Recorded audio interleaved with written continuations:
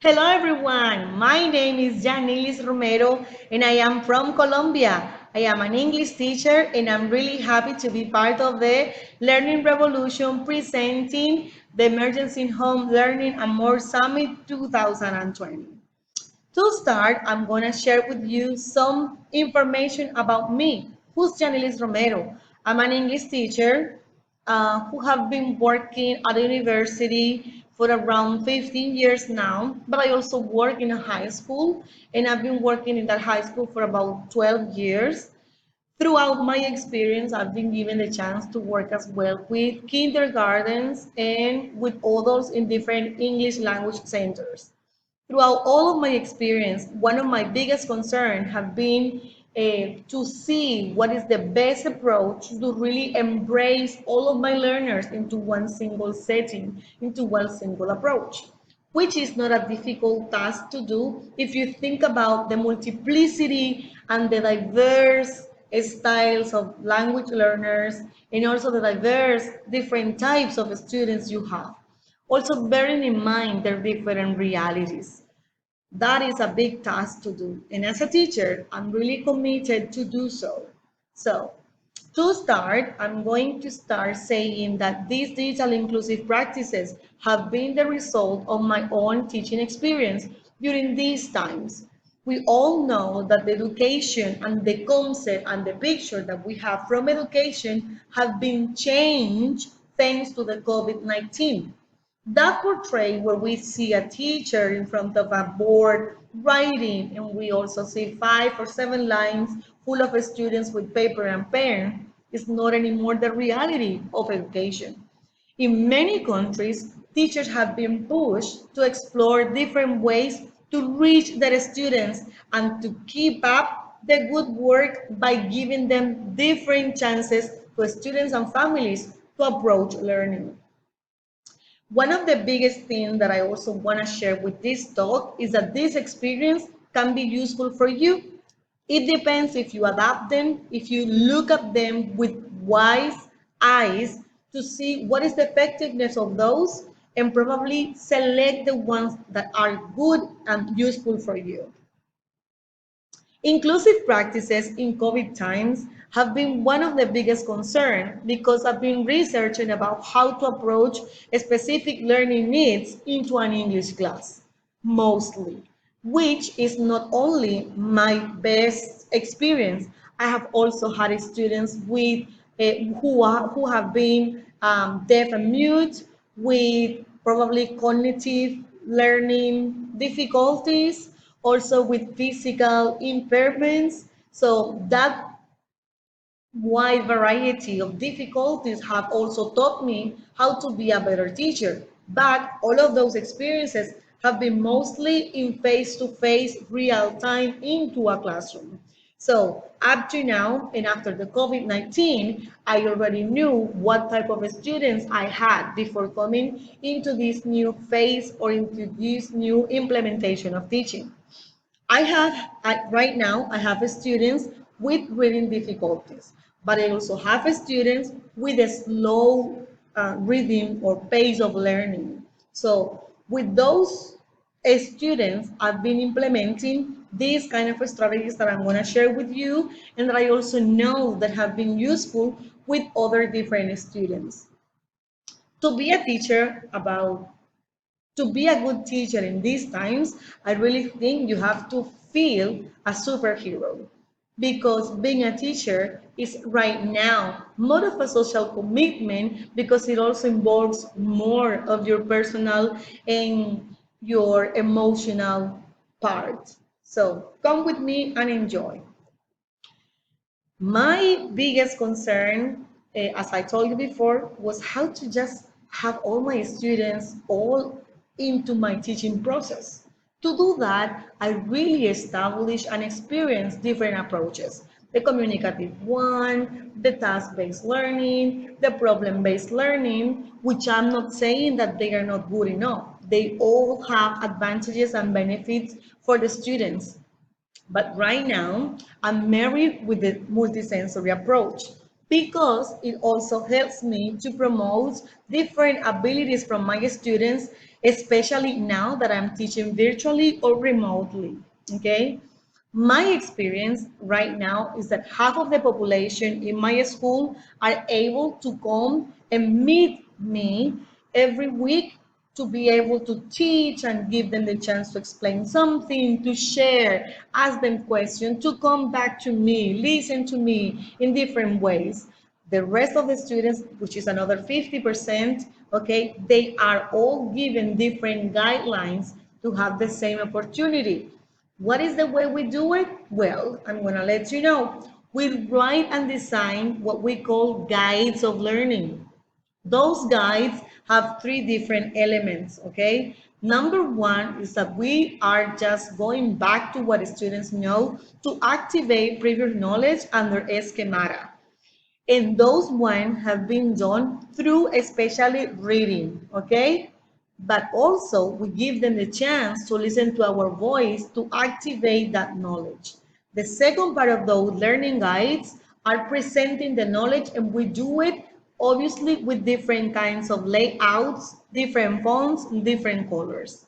And the last part is about exploring what they know. We also follow the Hassie model talk proposed by Harvard, where the teacher does the first part, then the teacher invites the students to do the second part, and finally the student is induced to do the final product or the outcome of the class. To do such a thing, we have also brought, see, the multisensory approach, because the multisensory approach gives you different advantages. And one of those, which I think is powerful, is that it stimulates the brain. The multisensory approach is based on activating all the senses possible when you are teaching your student. Your eyes, your your touch, okay, your sight, your hear, okay, everything possible around, just to let your student know how to experience the learning instead of just being part of the class. We also want to provide our students with a different role, okay? And we do this not only in sessions where we see the students, but also in sessions where we don't see them, but we know they are there. And I will tell you more about it. Another advantage of the multisensory approach is that it improves essential functioning of the brain, which is kind of amazing because we are also motivating our students to explore different parts of the brain. And finally, students are more involved and engaged in the teaching and learning process of the every lesson. So I'm going to start with the strategy number one. The strategy number one was designed mostly with students with reading specific disabilities. These students who have really difficult levels of comprehension, we treat them differently. And we do also what it is commonly known as differentiated instruction. With all the students with learning guides, they don't have the same content. Students with these reading difficulties, they are given short text, also different number of comprehension questions. For those ones, they also have underlined words, and they are provided into these learning guides also with a vocabulary in English and also in Spanish. That is strategy number one, related especially with students with reading difficulties.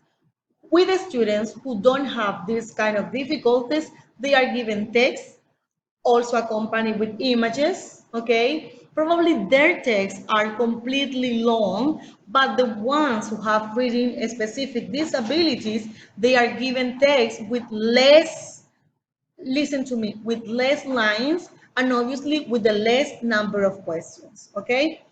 For strategy number two, and this one is really amazing because in my teaching setting, all the families don't have access to internet. So WhatsApp is an app that is available and is free for all Colombians who get a smartphone, which today a smartphone is essential in every house. So the strategy number two is about using WhatsApp to communicate and have groups, especially with parents and also with students. We channelize all the information through WhatsApp, and we provide extra information to parents so they know what is exactly the process that we teachers are carrying out, and also to interact with the students. So I was telling you at the beginning that students didn't, that not all of my students had the chance to meet me, right? Not even with, through Meet, or through another platform like Zoom. So how we approach them, how do we just get to them? Through WhatsApp. And I'm really happy to tell you that this has been the most effective way to probably talk to the students, talk to the parents, let everybody know where we are, how we're going, where are we going to be, okay? And also, is like the quickest way to really solve a problem with a student. If that student is having any trouble, any difficulty, even a health problem, you would know right away, because WhatsApp would be a good way to let you know right after an instant or just right after a message. And that is really important. Probably, and there are some disadvantages to this, is that parents are told how to do it and when to do it. We set rules to let parents know exactly when to be when to be able to talk to teachers, and when to be able to reach other people like the coordinator, like the school principal. But that is also part of the education that you as teacher need to have in order to involve everyone in the process. Something that is good also to know is that this one is free, reachable, and is good to exchange ideas. And it really provides a lot of advantages for teachers, students, and parents. So, strategy number 3, through the WhatsApp, what I do with the students who don't come to the classes is that I record my voice. Every time I'm teaching something new, like a listening, or I'm doing a listening exercise, I'm recording my own voice, and I'm recording my own face if necessary to send students little messages, which I do split into different parts. In my school setting, where my teaching practice is now is being taking place, I have 4 hours to teach my students. So in those 2 hours, which is a block, that's the way we call it, in those 2 hours, I'm able to interact with the students. I can ask them questions. They can reply to me. I can also send them voice notes and ask them to reply to my questions orally, so they would record their voice. And why is this inclusive? Because every time I want to really emphasize a message, what I do is that I use high pitch or low pitches in order to focus on some expressions. An example, if I'm teaching my students how to really ask for the menu. So I use high tones of voice or low tones of voice depending on what I would like to highlight. And this is a really good strategy for them because they are also used to my voice. So it would be easy for them to identify exactly what is my intention, what is behind it. So, and I am also activating their hearing as well as their sight every time they're reading to me. And that's really useful. And so far, it has been a good way to interact with those students who have not been able to meet me in a live session through WhatsApp, Skype, or Google Meet. Strategy number 4. One For the strategy number 4, I would really advise you to use a wide range of activities. Those activities can really be involved with hands, something to do with hands at work, at home. For example, ask your students to cut out something, to paint something, to use chalk and probably draw something on the floor, to have I don't know, maybe a self-portrait, okay? Think of what are your possibilities depending on your content to really have your students do something in the house. Also, try to have them talk with somebody from the house. It could be their mother, their father, their cousin, their relative, their uncle. And some of the examples that I can provide you now is that I would ask my student if I'm teaching something with ing, I would just ask them to please, if I'm working especially with the students who do not connect with me, who do not meet me through Zoom or all the other any other of this platform, I would ask them to write an example or to write several actions, okay, and highlighting or putting in bold font exactly highlighting some of these kind of actions. I would also give them the chance to record some pieces of actions from the family and explain in a note voice what are they seeing. I would also ask them to write something, let's say family of words, and probably I would just say the word, for example, comfort, and then comfort will be in red, comfortable would be in blue, uncomfortable would be in a different color, so they would see what is the root and what are other words familiar to those ones, and probably they would post them behind the door or somewhere where they can see it frequently, because that would be a way to just keep them in mind, to remember something or to remind them about some kind of content. And that is something that is really, really useful for you guys. As teachers, you can probably explore those kind of activities.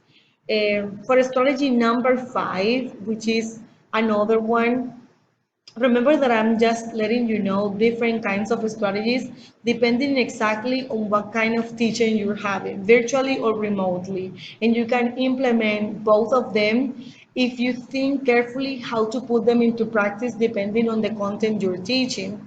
For strategy number 5, I'm just probably bringing here some activities that I do while I am in class, and you can do it both remotely or virtually. I ask my students to close their eyes and probably draw, okay, in the air something. And you can use this activity even to as an icebreaker. You have the chance to talk to that student and tell the students, I'm going to work with adjective or with words or with any kind of different thing. And that would be something that a student would draw, for example, the letter, or if you want them to probably draw like a fruit, okay, something to start with. Or if you want to dictate something and other students are drawing for you, okay? That would be something nice to do. And if they have their eyes closed, they would activate mostly their ears or their hearing, and that is really useful for your student if they are learning, especially if they have specific learning needs. Also, if you're teaching structure, formulas, or vocabulary use, I want you to use colors, as I told you before, because colors can be really good and useful to have color coding, and the students would remember more if that part of the brain is activated. Also provide learners with opportunities to say what they like from what they have done, and use different font size, presenting text, presenting any kinds of different content, presenting any kind of different exercises.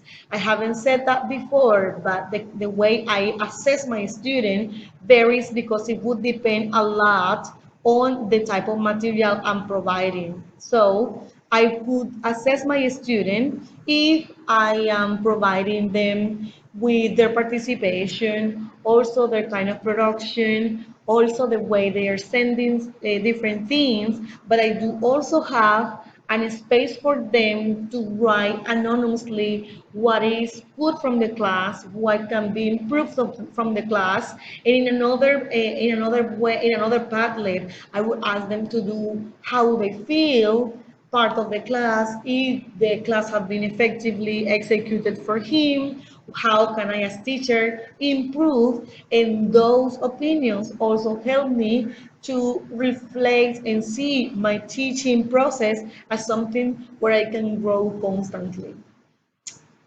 Some pedagogical implications that I have had from all this experience so far, and I've been teaching remotely and virtually for around 7 months, is that WhatsApp does work in general for students who can meet you and for students who cannot meet you as a teacher.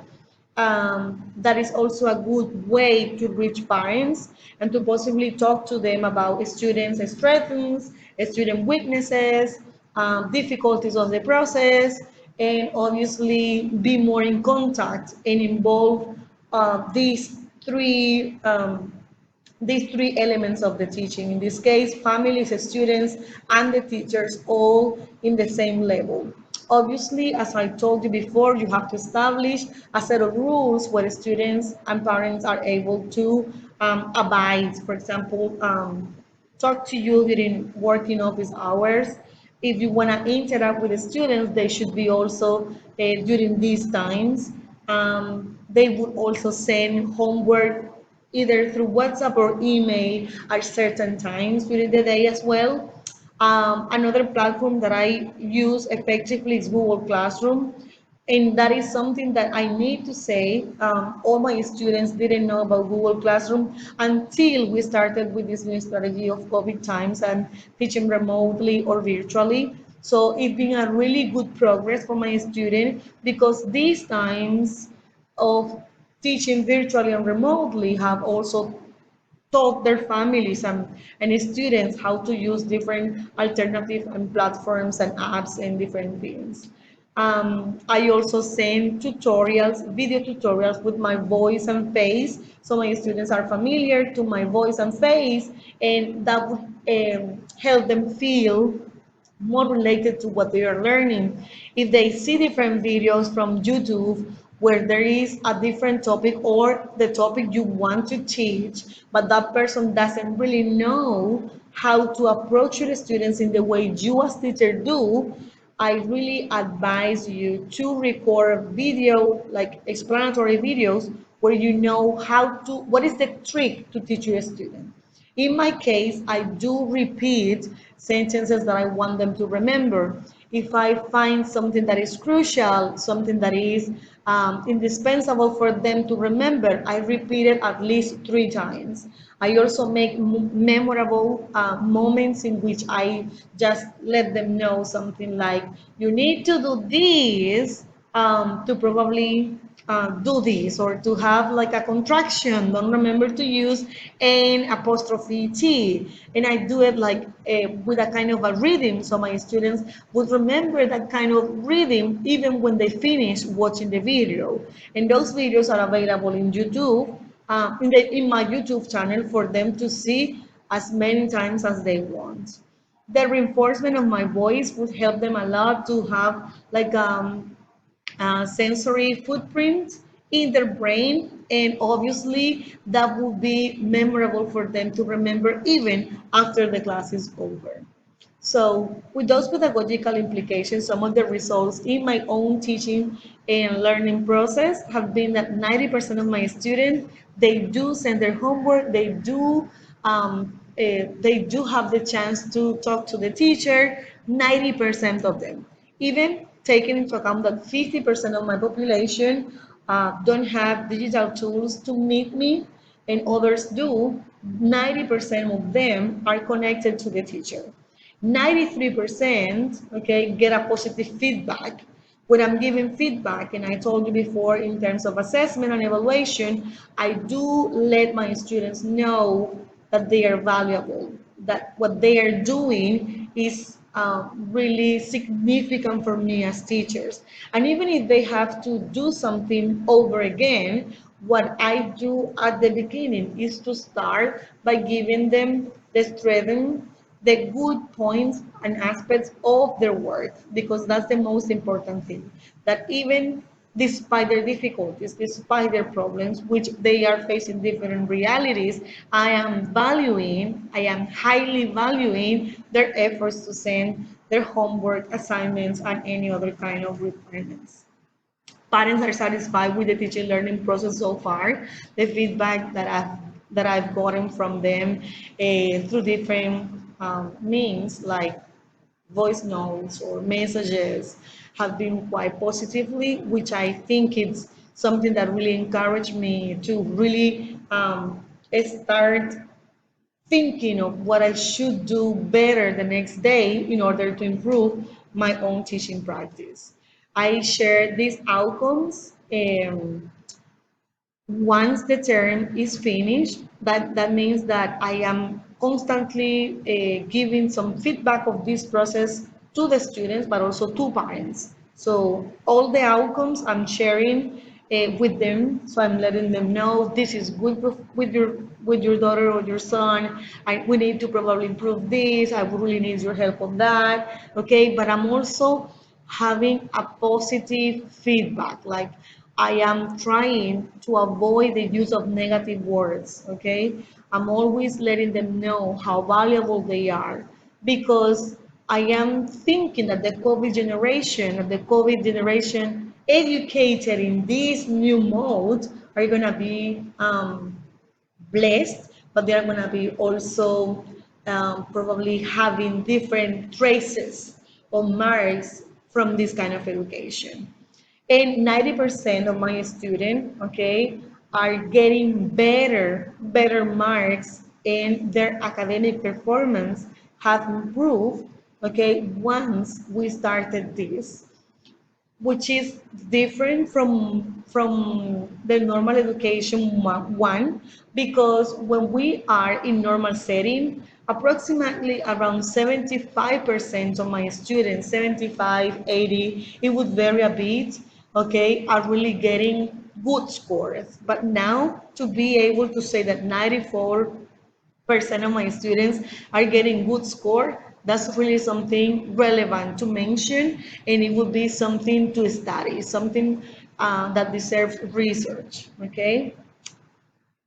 Okay, a final thought, and I'm gonna read it for you, but I really want you to keep this in mind because I really think we as teachers are having a key role in society. Okay, during the COVID times and after the COVID times and before the COVID times, we teachers have the power to change the world. It says teachers can shape humans' mind. They can transform a whole world with words and love. If you're a teacher, think of your superpowers and use them to change what needs to be changed. Start now. Thank you so much. I am from Colombia. If you have questions, something you want to share, okay, or probably something you want to say, this will be the best way. Probably you can write down your comments or your questions or suggestions, or you can contact me, and probably that would be a better way to keep exchanging and sharing experiences where we all, as teachers from the world, embracing one single mission, can be connected. I'm really happy once again to share with you my knowledge and my experience about these digital inclusive practices. And I will finish up by exemplifying one of my videos in the YouTube channel, which you are going to see next. Well, to finish with this talk, I am here. My channel is called Jaimba, and here you are going to be able to see some of the videos I have produced throughout all this pandemic time, and I've been able to probably produce also and post here some of the products of my students with all these kind of strategies, which I think are very inclusive, and that it helps me to approach all my students, the ones who are really committed, the ones who don't have the chance to probably meet me. It's been a really good experience, and I really invite teachers to think about what is the best way to approach your community, especially those one who really struggle with specific learning difficulties. Those ones with reading, those ones with probably, I don't know, maybe with numbers. Think about those. Use colors, use strategies with your voice, shoot short videos, okay? really make memorable noise voids, emphasize several times, okay? Raise your voice, use your body language in the videos, in the meetings to let the students know what they are doing, what you are doing, what they are learning, why they are doing it, okay? Assign a role to your students to do something at home. And above and on top of that, think about your student as a human being. So constantly have positive feedback with them. Okay. In this COVID time, it is also important to bear your students' health, mental health, and the way they are approaching you and your teaching process, because those two things are really key and fundamental to have your students on board continue with their own process. We as teachers are all invited to continue having inclusive practices, even digitally or in person, because this is our role. Don't forget, we teachers have in our hands the change and the future of the world. If we want to continue having a place to live, a place to enjoy, something to smile about, we need to continue being committed to what we do every day. Thank you so much. I hope you'll have really enjoyed the talk, and you have also the chance to talk to me through the emails that I posted before. Thank you so much once again. Bye.